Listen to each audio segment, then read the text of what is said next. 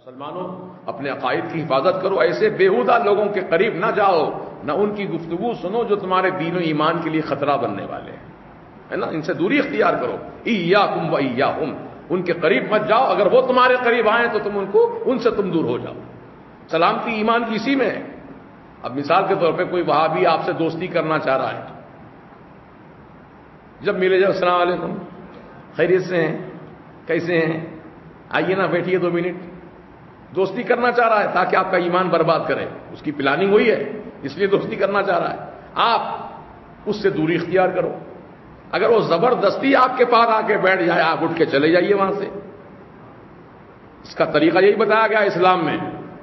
دیکھیے علامہ ابن سیرین رضی اللہ تعالیٰ عنہ، یہ کون ہے؟ یہ تابعی ہیں۔ کون ہے یہ؟ تابعی۔ تابعی کس کو کہتے ہیں؟ جو صحابہ کا دور پائے، صحابہ کو جنہوں نے پایا، صحابہ کی صحبت میں بیٹھے، ان کو کہتے ہیں تابعی۔ بہت اونچا مقام ہے ان کا۔ امام اعظم ابو حنیفہ رضی اللہ عنہ بھی تابعی ہیں، صحابہ کا زمانہ پائے، صحابہ سے حدیثیں آپ نے لیں۔ تو تابعی ابن سیرین رضی اللہ تعالیٰ ان کے پاس ایک آدمی آیا، کہنے لگا حضرت میں ایک حدیث رسول پڑھ کے سنانا چاہتا ہوں، سن لیجئے۔ حضرت نے اس کو دیکھا، جان گئے کون آدمی ہے، کیونکہ وہابیوں کے چہرے بولتے ہیں، پوچھنے کی ضرورت نہیں پڑتی تو کون سے عقیدے کا ہے۔ چہرے پہ رونق نہیں ہوتی ہے وہابیوں کے، نورانیت نہیں ہوتی ہے۔ الحمدللہ سنیوں کے چہرے اگرچہ کہ وہ بے نمازی کیوں نہ ہو لیکن چہرہ چمکتا ہے، کیونکہ دل میں ایمان کا نور ہے، اس کے وہ ایمان کا نور چمکا رہا ہے، حضور کی محبت دل میں وہ محبت چمکا رہی ہے۔ چمک تجھ سے پاتے ہیں سب پانے والے، میرا دل بھی چمکا دے چمکانے والے۔ تو محترم سامعین، تو وہ ابن سیرین کے پاس آ کر کہنے لگا کہ میں حدیث رسول پڑھ کے سنانا چاہتا ہوں، سن لیجئے درس حدیث۔ تو فرمایا میں تجھ سے نہیں سنوں گا، بالکل دو ٹوک انداز میں فرمایا تجھ سے نہیں سنوں گا۔ کوئی رعایت مربت نہیں کیا آپ نے۔ حیدرآباد میں رعایت مربت بہت ہے، ارے پڑوسی ہے بھائی بیچارہ آگے بیٹھ گیا، حدیث سناتا ہوں اور سن لیں گے نا، کیا ہوتا کیا ہوتا بعد میں پتا چلتا، چند دن کے بعد کیا ہوتا ابھی نہیں معلوم ہوتا، ابھی تو محبت بھری باتیں چلتی ہیں، عزت کی باتیں، معزز پنے کی باتیں ہوتی ہیں۔ جب اصل بات پہنچا دیتا ہے، دل میں بیٹھ جاتی، تب ایمان برباد ہو جاتا، تب پتا چلتا میں کیا تھا، کیا ہو گیا، کیا سے کیا ہو گیا، ایسے ویسے کیسے کیسے ہو گئے، وہ کیسے کیسے ایسے ویسے ہو گئے، سمجھ رہے؟ تو بہرحال وہ دوستی بہت خطرناک ہے ان کی۔ تو ابن سیرین نے کہا میں تجھ سے حدیث رسول نہیں سنوں گا۔ کہا حضرت ٹھیک ہے، کتنا چگٹ ہے دیکھو آپ، کہتا ہے ٹھیک ہے حدیث رسول نہ سنیے، قرآن کی آیت سن لیجئے۔ اب قرآن کی آیت بول رہا ہے۔ حضرت نے فرمایا میں تجھ سے قرآن کی آیت بھی نہیں سننا چاہتا۔ پھر آپ نے اور سختی کے ساتھ فرمایا تو اٹھ کے چلا جا یہاں سے، چلا جا یہاں سے، نکل، گیٹ آؤٹ، نکل یہاں سے۔ وہ بیٹھا رہا دیکھتے ہوئے، کہا کہ تو جا یہاں سے، تو نہیں جائے گا تو میں چلا جاؤں گا یہاں سے۔ دیکھ رہے ہیں آپ، دو طرفہ بات کی آپ نے، تو نہیں جائے گا تو میں چلا جاؤں گا۔ تو نتیجہ یہ نکلا وہ آدمی اٹھ کے چلا گیا۔ تو آپ کے جو شاگرد رشید تھے وہاں بیٹھے تھے اور بھی لوگ، انہوں نے تعجب کا اظہار کیا، جیسے جنرل آدمی کرتا ہی ہے بھائی، کوئی آدمی حدیث رسول سنانا چاہ رہا آپ نہیں سنے، کوئی قرآن پڑھ کے سنانا چاہ رہا نہیں سنے۔ تو آپ کے شاگردوں نے پوچھا حضور وہ تو آیا تھا بیچارہ نیک بندہ اللہ کا جو حدیث رسول اور قرآن کی آیت پڑھ کے سنانا چاہتا تھا۔ کہا تم نہیں جانتے، میں جانتا ہوں، یہ بد مذہب ہے، یہ بدعقیدہ ہے، اس کی زبان سے اگر میں حدیث رسول سن لیتا، اس کا غلط مطلب سمجھا دیتا اور وہ غلط مطلب میرے دل دماغ میں بیٹھ جاتا تو میں بھی گمراہ ہو جاتا۔ قرآن پڑھتا، قرآن کی غلط تفسیر بیان کرتا اور میرے دل دماغ میں تفسیر بیٹھ جاتی، غلط تفسیر، میں بھی گمراہ ہو جاتا۔ اس لیے میں نے پرہیز کیا، میں قرآن پڑھتا بھی ہوں، سنتا بھی ہوں، لیکن اس کے ذریعے نہیں سنوں گا، کیونکہ میں جانتا ہوں یہ بد مذہب بد عقیدہ آدمی ہے۔ سمجھ میں یہی بات آپ کو کلیئر کٹ۔ اس لیے وہابیوں سے دوستی مناسب نہیں ہے،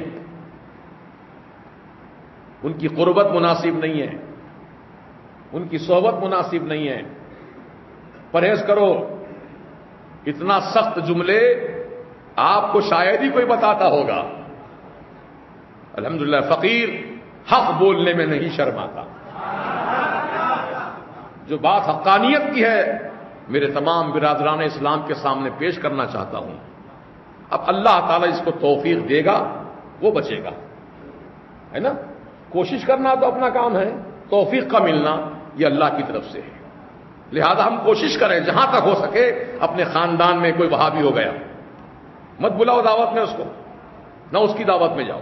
برا مانتا مان لے تو آپ کہیں گے رے مولانا کیسی بات کر رہے ہیں آپ، ہمارا رشتہ دار ہے، چچا ہے، تایا ہے، پھپھا ہے، نہیں جانا اس کے پاس۔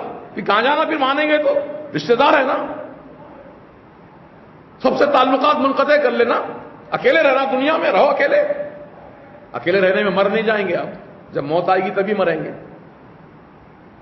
ارے پھر ہمارا ساتھ کون دے گا؟ اس کی فکر مت کرو۔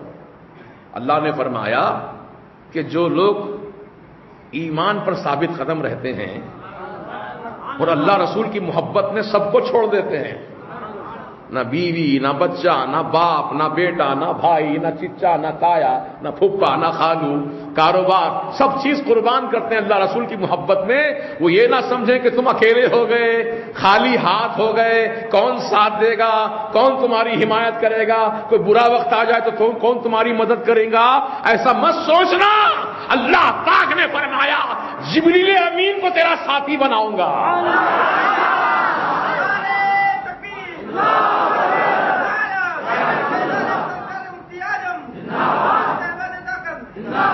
تو فکر مت کر، اللہ تعالیٰ قادر مطلق ہے، وہ جو چاہے کر سکتا ہے۔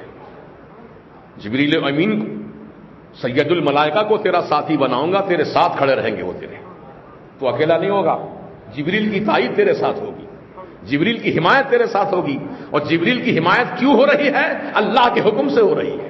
تو گویا اللہ بھی ساتھ ہے، جبریل بھی ساتھ ہے نا؟ نعم المولا و نعم النصیر، اللہ کافی ہے ہمارے لیے۔ کیا ہی اچھا وہ دوست ہے ہمارا، کیا ہی اچھا مددگار ہے اللہ پاک۔ ارے اس کی مدد جب شامل حال ہو جائے گی تو دنیا کی کوئی سورما طاقت تمہارا بال پیکا نہیں کر سکتا۔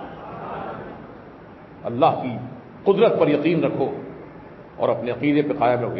یہ سب سوچنا دنیا داروں کی سوچ ہے۔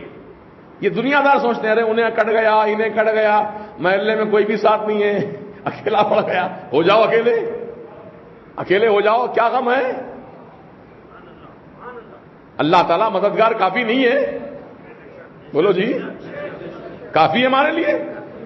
حسبنا اللہ و نعم الوکیل، اللہ ہمارے لیے کافی ہے۔ کیا ہی اچھا مددگار ہے ہماری وکالت کرنے والا۔ محترم دوستو، یہ چند مفید باتیں ہیں، اس کو گرہ سے باندھ کر رکھو۔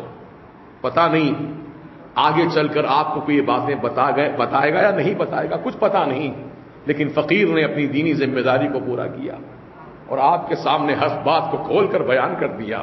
اب یہ فکر میں نہ لانا کہ کون میرا ساتھ دے گا، جبریل ساتھ دینے والے، اللہ ساتھ دینے والا ہے۔ بولو انشاءاللہ، جبریل ساتھ دینے والے، اللہ ساتھ دینے والا ہے۔ اور کیا چاہیے ہمارے لیے؟ اس کی مدد مل جائے تو میاں کیا ہے۔ ارے آپ جانتے ہیں جنگ بدر میں 313 مسلمان تھے۔ کتنے تھے؟ 313۔ وہ بھی نہیتے تھے، خالی ہاتھ تھے، نہ سواریاں تھیں، نہ لباسی برابر تھا، نہ پاؤں میں چپل جوتا تھا، ننگے پاؤں چلتے ہوئے مدینے پاک سے میدان بدر کا راستہ 220 کلومیٹر کا راستہ صحابہ نے پیدل چل کے طے کیا اللہ کے رسول کے ساتھ۔ تم چل سکتے ہو؟ پہاڑوں پہ چلتے ہوئے گئے۔ جب بدر کے میدان میں پہنچا یہ فقیر گزشتہ ربیع الاول شریف کے موقع پر، پہاڑی پہاڑ ہے پورے مدینہ شریف سے جو پہاڑوں کا سلسلہ شروع ہوتا ہے میدان بدر تک، بلکہ میدان بدر سے اور آگے نہ جانے کہاں تک چلا گیا سلسلہ، پہاڑی پہاڑ ہے، راستہ نہیں ہے، اب راستہ بنا ہے، سڑک بنی ہے، پہاڑ توڑ کر راستہ بنایا گیا۔ پہلے زمانے میں کیا تھا؟ ایک پہاڑ چڑھو پھر اس کو اترو، پھر دوسرا پہاڑ چڑھو پھر اترو، اس طریقے سے لگاتار پہاڑیاں ہیں۔ تو میرے آقا اور صحابہ کرام ان پہاڑیوں کو طے کرتے کرتے چلتے چلتے میدان بدر میں پہنچے تھے۔ 313 تھے، رمضان کا مہینہ ہے، چلچلاتی بھی دھوپ ہے، اللہ اس کے رسول کی محبت کو سینے میں رکھ کر صحابہ کرام جب میدان بدر میں پہنچے میرے آقا نے اپنے صحابہ کی حالت دیکھی، رب تعالیٰ کی رحمت کو للکارا، آپ نے پکارا، کہا مولا آج مٹھی بھر مسلمان تیری محبت میں پیدل چلتے ہوئے میدان بدر تک پہنچے ہیں۔ یہ کافروں کا لشکر جرار 1000 کی تعداد میں ہے، پورے مسلح ہے مالک، ہمارے پاس نہ کھانے کو کھانا ہے، نہ پینے کے لیے پانی ہے، نہ ہمارے پاس سواریاں ہیں، نہ ہمارے پاس ہتھیار ہیں، مولا آج ان سے مقابلہ کرنا ہے ہم کو، اگر تو نے آج ہماری مدد نہ کی تو دنیا میں تیرا نام لینے والا پھر کوئی باقی نہیں رہے گا۔ حضور نے اس طرح دعا مانگی رب کی بارگاہ میں، رب تعالیٰ کی رحمت کو جوش آ گیا، رب تعالیٰ نے مسلمانوں کی مدد کے لیے 5000 فرشتے جبریل علیہ السلام کی قیادت پہ روانہ فرمائے۔ قرآن میں تفصیل موجود ہے، اٹھاؤ قرآن کا مطالعہ کرو۔ 5000 فرشتے آئے اور جبریل علیہ السلام اس تمام فرشتوں کی فوج کی سپہ سالاری فرما رہے ہیں۔ تو صحابہ نے جنگ کے دوران ایک آواز سنی، یا ہیزوم آواز آ رہی ہے، آواز دینے والا نظر نہیں آ رہا لیکن آواز برابر آ رہی ہے، اور صحابہ کہتے ہیں کہ ہم کسی کافر پر وار کرنے والے تھے، ہمارے وار کرنے سے پہلے دیکھا وہ کٹ کے ڈھیر پڑا ہوا ہے، کٹ گیا، وہ 2 ٹکڑے ہو گیا، ہم حیرت میں ہیں کیا ہو رہا ہے؟